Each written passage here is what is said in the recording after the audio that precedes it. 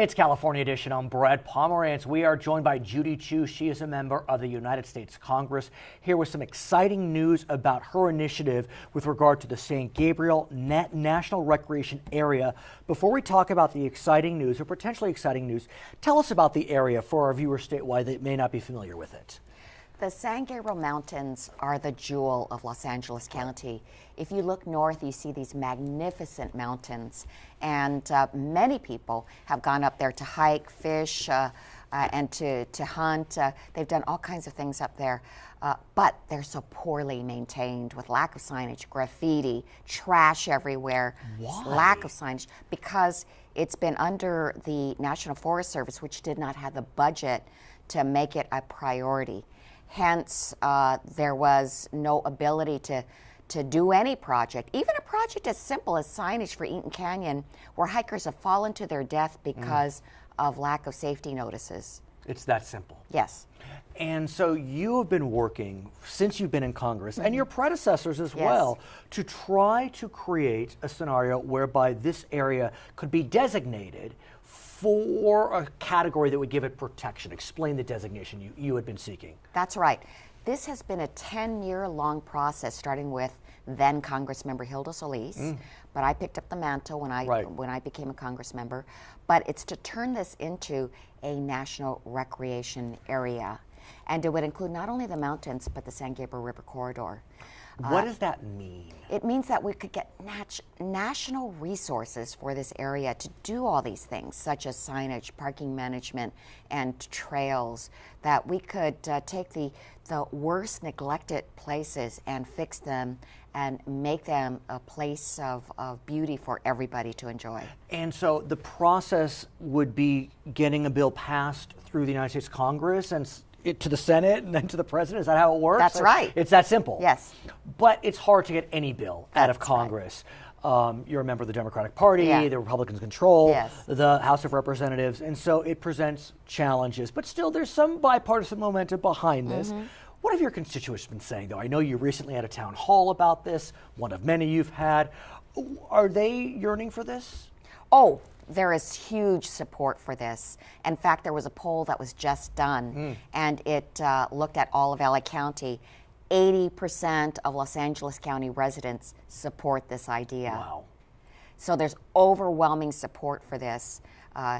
But the question of being able to get it done, I mean, bills, yeah, you're right. Bills are having a hard time getting passed in Congress, regardless of their merit.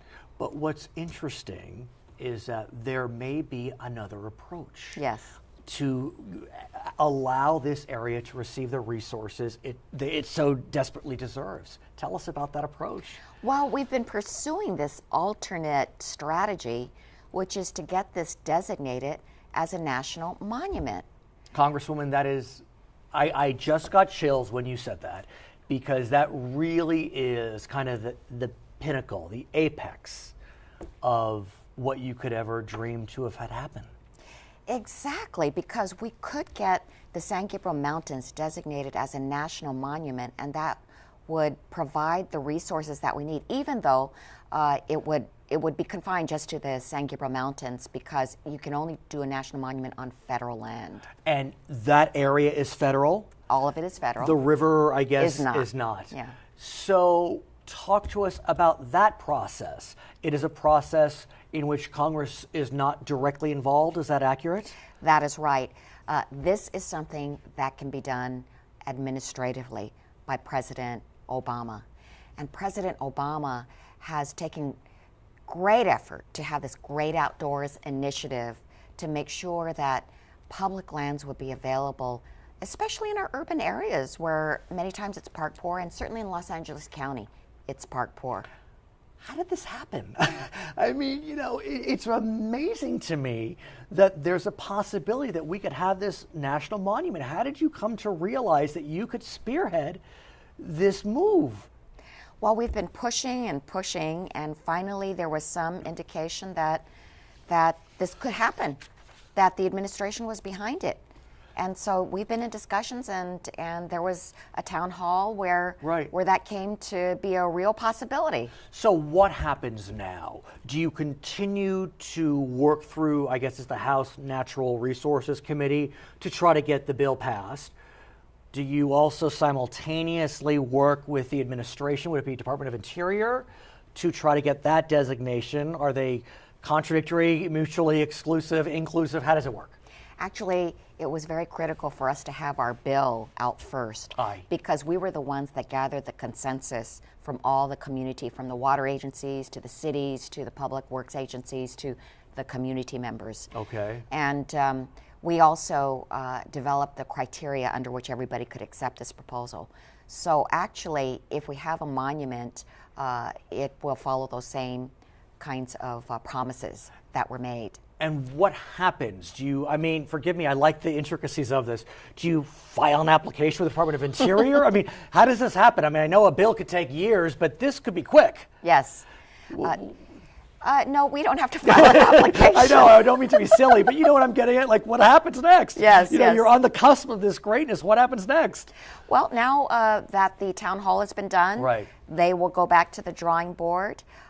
They will work out a plan, and actually this is under the Department of Agriculture That's because interesting. the land is actually owned by the Forestry Services. Okay, forgive me, but so that's the correction. Right. If it were under the Park Service, it would be under the Department of Interior. So you work through the Ag Department. Mm-hmm. How quickly could this happen? I don't want to get ahead of myself, but how quickly could this happen? Well, it could happen before the end of the year, which would be amazing. That is unbelievable. When will you get word? How does it work? We don't know. Just one day you'll get a call. Yes, it's a monument. I think at a certain point, yes, we will get a call that this is a reality. So let's presume this happens. What then? What can we expect to happen? You know, do you have a sense of a timeline, priorities? Who decides whether you do the park first or the signage first or education first? How does it work? The Department of Agriculture would lead an effort with community members towards a management plan. Okay. And the management plan would outline the critical things that need to be done. And after that plan is released through consensus, of course, Right. then there will be advisory committees that will give input on an ongoing basis as to future projects that could be done. And so let's just say, for argument's sake, January 1st, this starts. The committees get formed. Then what happens? I mean, how quickly will we start seeing projects, groundbreaking? So, when will you start cutting the ribbon? Do we know? Have you seen this happen before? I think it will take a while to get this management plan together because there will have to be the identification of the needs of the area. But who knows? I mean, there could be something by the end of next year. How large is the area?